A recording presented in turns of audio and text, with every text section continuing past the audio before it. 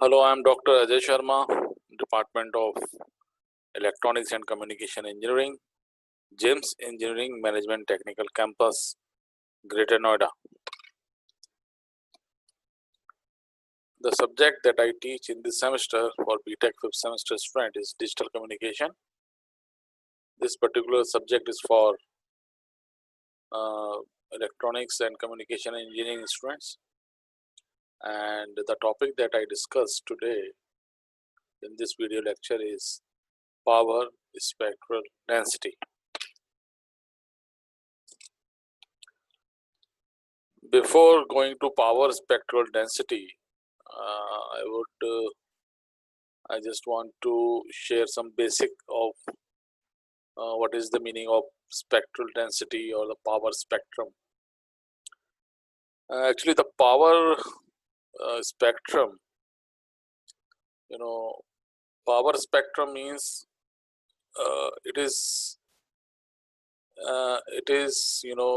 power spectrum means something is in frequency domain. So if you have some certain random variable in terms of time, we define the random variable in time as xt. So if you're talking about power spectrum of this time series xt, so then SF come in the picture. SF. If xt is the time domain, SF is its power spectrum, right? So the power spectrum SF of a time series xt describes the distribution of power into frequency. So the power spectrum describes the distribution of power in terms of frequency. When you consider a signal consists of many frequency components, and each components, normally we see a signal on the time scale. On time scale, what do you see? You see different frequency difference. You see the different amplitude, different variation of a signal on the basis of time. Different time, you can then on this time scale, you can see the variation of amplitude with respect to time. But if you have a power spectrum, then you can see different frequency have different power component, and certain frequency component carries more power rather than others. If you want to see that, you see a power spectrum. So in power spectrum, you have a scale of frequency, and where the different frequency component of the signal is to be write down there. Then you can see the which frequency component have how much of power, right? So this is the power spectrum. So, and according to Fourier analysis, any physical signal can be decomposed into a number of discrete frequencies. We can do this with the help of Fourier analysis. So according to Fourier analysis, any physical signal can be decomposed into a number of discrete frequencies or a spectrum of frequencies over a continuous range. So the statistical average of a certain signal as analyzed in terms of its frequency contents, which is called as spectrum, right? Now, so power spectral density have a concept of the power or the energy. Power or energy have the same meaning, same concept, only difference of time between power and energy.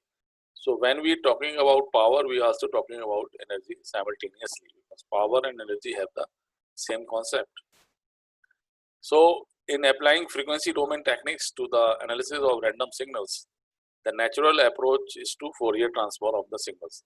So whenever we do certain analysis of energy spectral density or power spectral density, actually this spectral word means spectral means spectrum, and spectrum what? Spectrum of frequency, right? So in this particular analysis, you always convert your time scale into a frequency scale, right? Frequency domain. For that, you need a Fourier transform. So Fourier transforms come in the picture automatically when you're talking about power spectral density or energy spectral density, right? So that's why you should have a knowledge of Fourier transform, before going to this particular topic. I just talk about little bit of the energy also. When the energy of the signal is concentrated around a finite time interval, right? Means when the energy of the signal is concentrated around a finite time interval, especially if its total energy is finite, one may compute the energy spectral density, right? So more commonly used is the power spectral density, or simply power spectrum, right? Which applies to the signal existing over all time or over a time period large enough, that it could as well have been over a infinite time interval. So the power spectral density, in short, we write PSD. That refers to the spectral energy distribution that would be found per unit time. Since the total energy of a signal over all time would generally be infinite, right? So now, actually, the spectrum of a signal or a process of xt actually contain essential information about the nature of x. Xt just give you the nature of x. It means in the changing time interval how your xt's behave, right?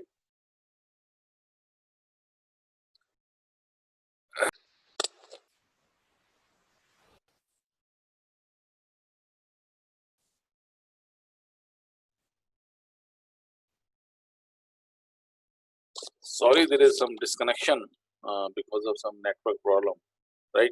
So any signal that can be represented as a variable that varies in time has a corresponding frequency spectrum. So whenever you have a signal that varies with respect to time, certainly has its corresponding frequency spectrum that you can get after getting its Fourier transform, right? So that is the concept in that. Now, before going to next slide, because next slide have some mathematical analysis of that power spectral density to get the final mathematical expression of this power spectral density.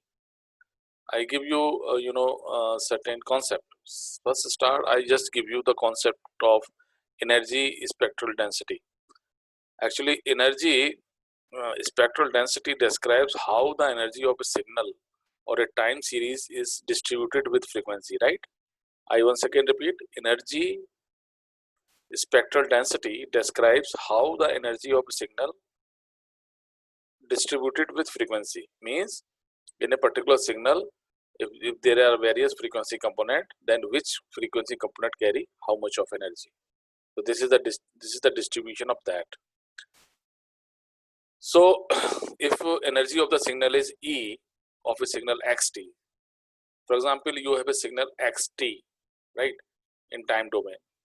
So energy of that signal is to be given by the integration of xt square. But actually, xt means its amplitude is a voltage of in a particular time, and if you square the amplitude or the voltage, it becomes automatically a power or energy, right? And energy, and if you multiply by time, it becomes certainly a energy. So if you square xt, it become power, and when you multiply with t, it automatically become energy. So if you have a energy E of a signal xt, then the mathematical expression for that energy E is equals to integration with the limit -1 to infinity xt square dt. This is the expression of energy of a signal. So the energy spectral density is more suitable for transient, that is pulse-like signals have a finite total energy, right? So then Parseval's theorem come in the picture. Parseval theorem just give the idea that if you express your energy in time domain, then you can also express this energy in frequency domain, and both are equal. So that is the Parseval theorem coming in the picture, right? So if you want to convert xt into xf, you just take the Fourier.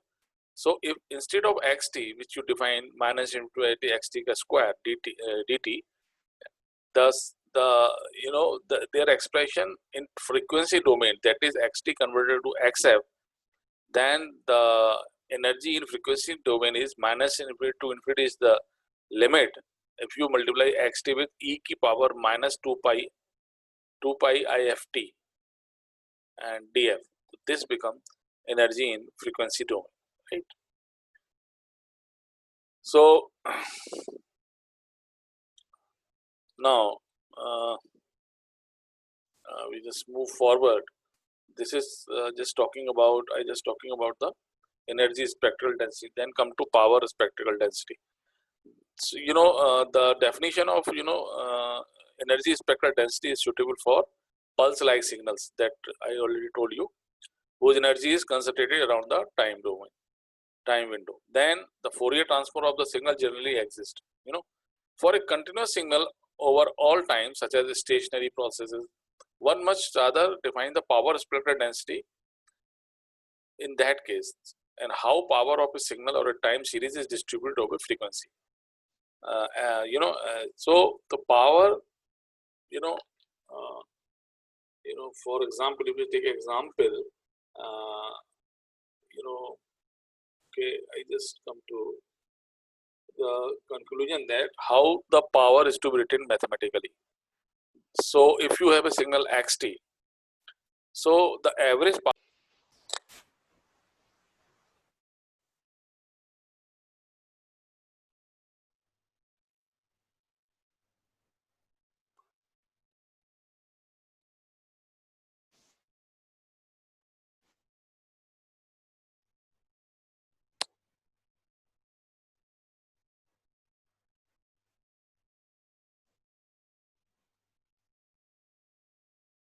Sorry for the interruption. Actually, there's some network problem. There. That's why there is disconnection frequently. Now come to the point. So the average power, if you have a signal xt, now how can you write the average power p? So average power p of a signal xt can be written as mathematically p is equals to limit t tend to infinity 1 upon t, take the limit 0 to t xt squared dt. So this is the expression, mathematical expression of the average power, right? So in analyzing the frequency content of the signal xt, one might be like to compute the Fourier transform. You always take a Fourier transform, right? So you can convert this xt, the power, the signal power pt in its Fourier transform also, right? So now look at this mathematical derivation. So we have a stochastic process. What is stochastic process? A stochastic process is a random process, right? So if you have a stochastic process xt, where xt has the limit less than or equal to t by 2 and 0 greater than t by 2, the Fourier transform of that above is this much. Fourier of this is this much. This is the general. This is the general way to convert any xt into Fourier transform by taking integration minus infinity and multiply by this factor e to the power j 2 pi ft dt, right? So if you this particular expression, above expression, can be expressed in Fourier transform in that expression. And using Parseval theorem says that whatever in the time domain as far as the energy or power is concerned is equal to its energy or power in frequency domain. So these two expressions are equal because of this Parseval theorem. Now what you have to do, you have to divide both sides by t. Then this becomes this particular expression. Is that clear? I once again repeat. This is your xt. take the Fourier transform of the xt, and this is the general formula to convert xt, taking integration and multiply by e की power j to pi ft dt. By using Pascal theorem, what you have to do, you have to equate this this particular term with term in frequency domain. So this is the power. Now what you have to do to divide the whole equation with time period t. Now that expression is the average signal power over t. Right? If we let t approach infinity, the left side becomes the average power over all time. Right? On the right side, the Fourier transform is not defined in that limit, but it can be shown that even though the Fourier transform does not exist, its expected value does. So we take the expected values. When we take expected values, when something is varies, so what you have to do, you always take a mean or expected value of that. So we always talking about the average power or a mean power, right? So both the side we take a expected value. Now look at this expression, that expression. Look at that. E x square dt. E x square means something. It's a power, right? And t minus t by 2 1 upon t, limit that, and look at this expression. Now what you have to do, you have to simplify that, and that is coming to the final expression. Look at that expression. Now look at that expression. So the integrand on the right side, this particular quantity. Integrand of right side is identified as power spectral density. So this is the final expression of power spectral density. In this way, you can mathematically, you mathematically can derive the mathematical model of this power spectral density. So that final expression is the power spectral density of a signal xt, right? And thank you very much.